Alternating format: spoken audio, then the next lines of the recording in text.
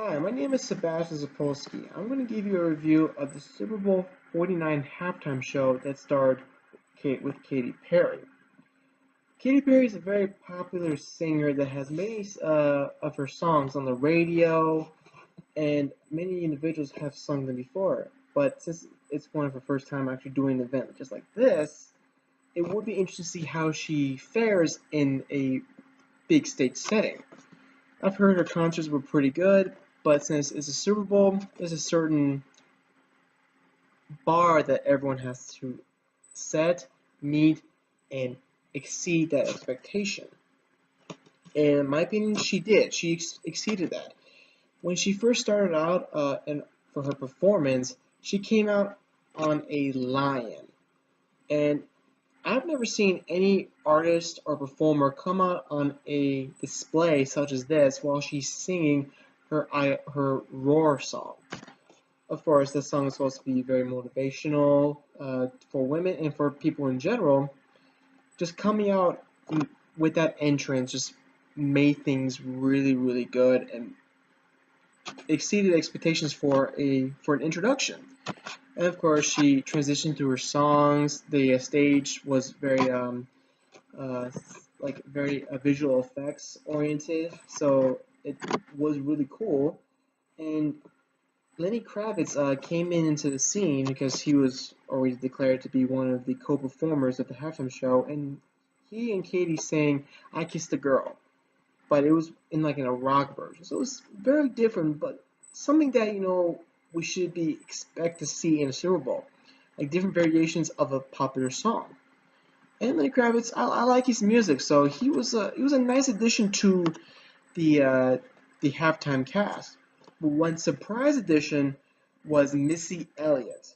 Not many individuals from this current generation know who she is, but she is one very good entertainer, and she was one of the most popular hip hop artists in the 90s and early 2000s. And when she came on to perform, I felt like the show just went from good to great because she actually brought the bounce in the performance.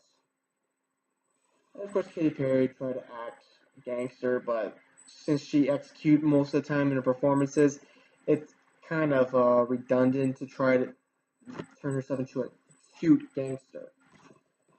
But even though she performed well in her songs, there were some aspects of the performance that was missing. Like, for instance, when she sang California Girls, it would have been nice if Snoop Dogg had come on and sang for that portion of the performance.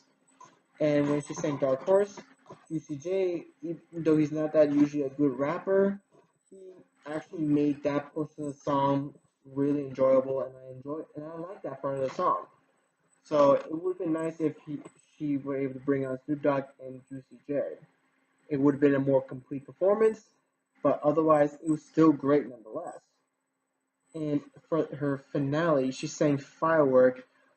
While she was singing that song, she was suspended midair on the platform with fireworks going off around her.